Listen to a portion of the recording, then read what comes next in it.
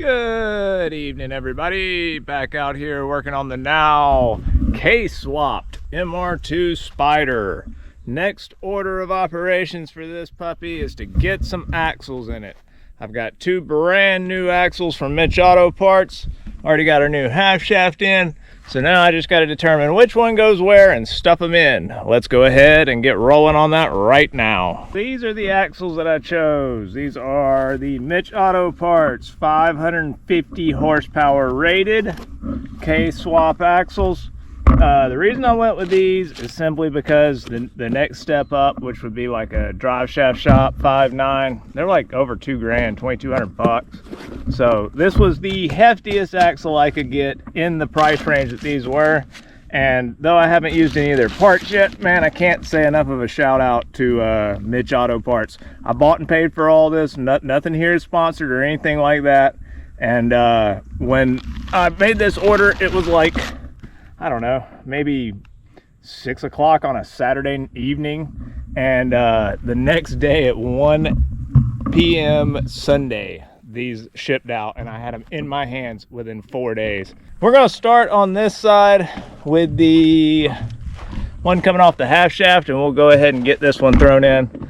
Let me try to get y'all in the shade and we'll get working on that now. So this is pretty straightforward, you know, just sliding in axles. It can be kind of hard to get that little clip on the end to pop all the way in, but just a little extra force, it'll usually go in there. I used a hammer to tap on the end, but I wouldn't recommend that you do that. You can shove them in there by hand. I was just trying to get them in there the easiest way possible. But if you do, use a block of wood when you do it. Once I get all that in, got to get all the suspension and all reinstalled, get that rear sway bar reattached, all the lower links reattached. Definitely gonna have to do some upgrading to the suspension eventually. Go ahead and get the right side axle in as well. This one's a little bit easier to get in there, but once again, you might have to tap it. Get all that suspension bolted back down, all good to go. Make sure and state the axle nuts. Probably don't use an extension to do it like I did.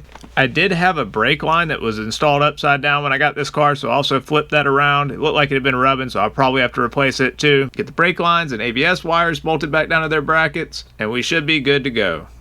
Alright, so all the suspension's on, everything is good. I just gotta pick this thing up one last time and throw the wheels on it, and we'll be back to a rolling chassis.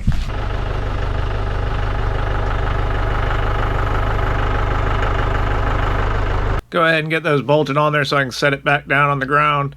I'm probably going to upgrade the wheels here in the future, but for now this will be good just to roll it around. Definitely need some tires though as soon as possible. These are about to pop. There it is in all of its glory. It is in. Axles in, everything, whole 9 yards. Man, this could not have turned out much better. It's a little cattywampus because of how it's sitting on this hill. This hill's a pretty steep angle. You probably can't tell on camera though. So the whole thing's kind of shifted like this. But because both sides are equally shifted, that means that it appears we have everything correct, which is great. I put it up on the ramps instead of on the ground because I've still got to climb up under it and attach the clutch line, the fuel line, and a few other things up under there. And I just wanted to be able to get under the back and see what kind of clearance I'm dealing with right there. I don't know what it's going to look like, but since I got it up in the air, high up in the air, that won't be a problem. We can get all the rest of it attached, hooked up, and good to go. All right, got to put our new clutch line on. Pretty simple, just screws in where the old one was. You can make this yourself, but I bought the one from Mitch Auto Parts to make it easy.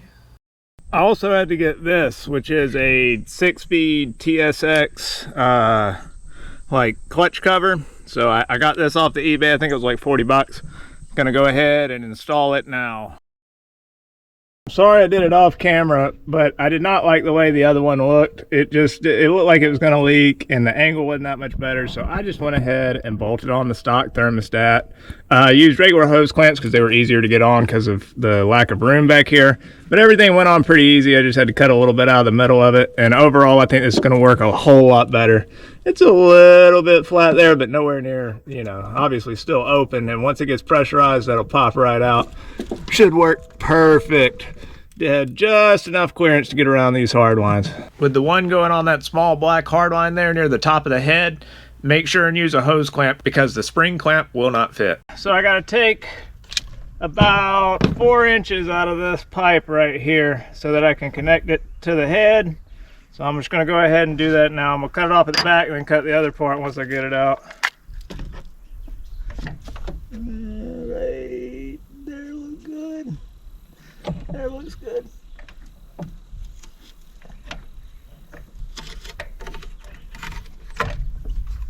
Alright. And then I'll lay this up in there. I can see about where it's going to line up. Alright, let's try that for starters. Probably should have cut it further back. Okay, I think if it was in right there, that's about as much as we could get. So let's do it right there. Let's see what we're working with here, and if we're even close. Oh yeah, look at that. Golden, my friends. Good opportunity to make use of those spring clamps I removed from the lower radiator hose. There we go. Alrighty, coolant line's in. Alright folks, I think I'm gonna have to end this one off here. Got quite a bit done. Got all the coolant lines attached, the clutch line attached, all the axles in, suspension back on, tires back on it, back down on the ground sorta. Still got to do the fuel line. The only reason I waited on that is because I might have to pull the throttle body off to make a little modification for it to accept the factory throttle cable, but we'll get to that one in the next one. Overall though, coming along really good. I'm only going to stop here because you probably can't tell on camera, it looks sunny right now, but it is raining on the other side of the valley and it's coming in quick, so I got to pack everything in. But thank you all for watching. We really appreciate it, and we'll see y'all again real soon.